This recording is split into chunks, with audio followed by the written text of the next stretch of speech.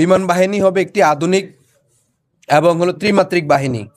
তো আমাদের বিমান বাহিনীর ক্ষেত্রে দেখা যাচ্ছে যে আমাদের সর্বশেষ যে 10C যে ফাইটার প্লেন কেনার কথা, সেটিও এখনো স্থগিত অবস্থায় রয়েছে।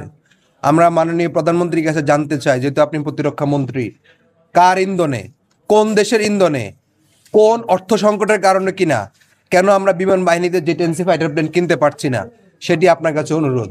এবং একই সাথে বিমান বাহিনী প্রধান যিনি বর্তমানে আছে, সম্মানিত বিমান বাহিনী প্রধানের নিকট আমরা অনুরোধ জানাই, কেন বিমান বাহিনী আধুনিকায়ন করা হচ্ছে না, সে প্রেক্ষিতে আপনার কি ধরনের পদক্ষেপ নিচ্ছেন এবং কি ধরনের স্টেপ সামনে নেবেন, সেটিও আপনি ক্লিয়ার করুন। কারণ আপনি আজকে 3 বছর বিমান বাহিনীর প্রধান থাকবেন, তার পরবর্তীতে থাকবেন না, আপনি 3 বছরের দায় আপনাকে ভবিষ্যতে বহন করতে হবে। যদি আপনি যাতে পূর্ববর্তী ফ্যাসিস্ট যারা ছিল তাদের নিয়ে যাতে কোনো কলঙ্ক আপনার শরীরে না আসে, সেজন্য আপনিও যথাযথ পদক্ষেপ গ্রহণ করুন। ভাই একটা প্রশ্ন রয়েছে, এটা ক্লোজ করো। ফার্স্ট আপনার প্রশ্ন যে রয় চিফ বাংলাদেশে এসেছে, জিওপলিটিক্যালি একটা টার্ম আছে, সেটা হলো আপনার ইন্টেলিজেন্সের ক্ষেত্রে সবসময় রাখবেন যে আমার কাউন্টার পার্টের ইন্টেলিজেন্স কি, সেটা আমাকে জানতে হবে সর্বদা। আমাদের বাংলাদেশে যখন র চিফ আসে, সেটি কিন্তু হঠাৎ করে উনি কোনো গোয়েন্দার সংস্থার আমন্ত্রণ ছাড়া বা সরকারি আমন্ত্রণ ছাড়া আসে নাই। উনি বাংলাদেশের ডিজিএফ এর আমন্ত্রণেই উনি এসেছে, এবং সেটার উদ্দেশ্য হলো আমাদের যে দ্বিপাক্ষিক গোয়েন্দার যে তথ্য আদান প্রদান এবং বিনিময়, সেটা হলো আমাদের মেন কনসার্ন। আমরা দেখি যে আমরা আমাদের প্রতিবেশী রাষ্ট্রকে বাদ দিয়ে আমরা কখনো আমাদের দেশকে সুষ্ঠু স্টেবল অবস্থা রাখতে পারবো না। কারণ আমার প্রতিবেশী যদি দুর্গন্ধ ছড়ায়, সে দুর্গন্ধটা আমার নাকেও আসবে।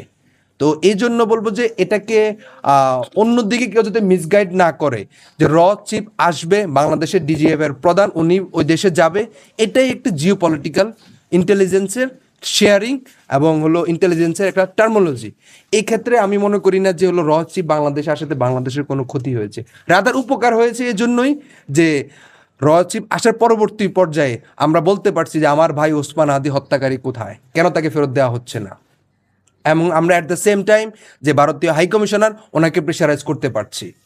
আমরা দেখতে পাই যে ওসমান হাদির যে হত্যাকারী, তাকে কিন্তু বাংলাদেশের গোয়েন্দা সংস্থা DGFI pin point location share করেছে ভারতীয় গোয়েন্দা সংস্থার কাছে। তারপর প্রেক্ষিতে ভারতীয় গোয়েন্দা সংস্থা সেই পিন পয়েন্টে গিয়ে ওসমান হাদির হত্যাকারীকে গ্রেপ্তার করে। তাহলে এই যে ইন্টেলিজেন্সের যে কোলাবোরেশনটা জিওপলিটিক্যালি, সেটা যদি আরও বিরাজমান থাকে, সেটি আমাদের দুই দেশের জন্যই কল্যাণকর। সেজন্য বলবো এটিকে আপনারা মিসগাইডেড হইতে নেবেন না। ডিজিএফআই একটা জিনিস মনে রাখবেন, ডিজিএফআই পূর্বের ডিজিএফআই নেই। ডিজিএফআই এখন একটি স্বনির্ভর প্রতিষ্ঠান এবং সুন্দরভাবে কার্যক্রম পরিচালনা করছে। আমি বিশ্বাস করি যে ডিজিএফআই যদি পূর্বের ন্যায় কোনো ধরনের কার্যক্রম করে, তাহলে সেটার পরিণাম ভয়াবহ হবে। সেজন্য আমরা বিশ্বাস করি আমাদের প্রতিরক্ষা মন্ত্রণালয়ের আন্ডারে আমাদের প্রতিরক্ষা মন্ত্রী, প্রতিরক্ষা প্রতিমন্ত্রী ব্রিগেডিয়ার শামসারের যে সুনির্দিষ্ট পরিকল্পনার মাধ্যমে ডিজিএফআই যেভাবে পরিচালিত হচ্ছে, এটা জনগণের ডিজিএফআই হবে, জনগণের প্রতিরক্ষা হবে, আমাদের বাহিনীগুলোর প্রতিরক্ষা হবে, আমাদের সবার জন্য কাজ করবে আমাদের প্রতিরক্ষা বাহিনীগুলো। সে আশায় ব্যক্ত করি।